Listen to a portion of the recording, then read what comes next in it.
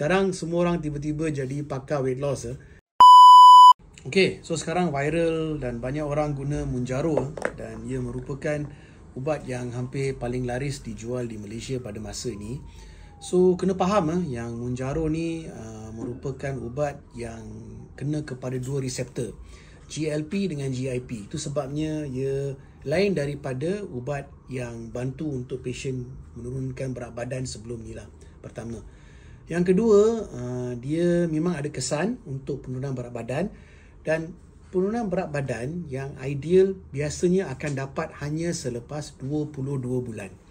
Bermaksud kena beli 22 pen. Dari segi kos, kalau beli pen, setiap pen akan kos di antara RM950 hingga RM1,500. So dalam 22 bulan, besar kemungkinan pasien akan belanja hampir RM30 ke RM35,000 untuk menurunkan berat badan.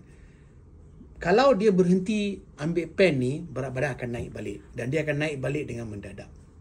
So nasihat saya adalah, pertama sekali kalau nak ambil, memang ambil daripada sumber yang boleh dipercayai, contohnya klinik kurus yang mahir dalam membantu anda menurunkan berat badan.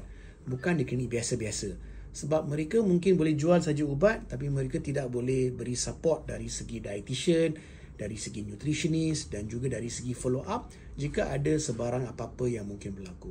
So pastikan anda beli Mounjaro daripada pakar weight loss yang bagus. Sekarang semua orang tiba-tiba jadi pakar weight loss. Sebelum ni tak ada orang yang nak jadi pakar weight loss. Tiba-tiba sekarang semua orang nak digelar sebagai pakar penurunan berat badan. So dapatkan Mounjaro anda daripada sumber yang boleh dipercayai, dan memang kalau berminat boleh kontak admin saya dan kami boleh membantu.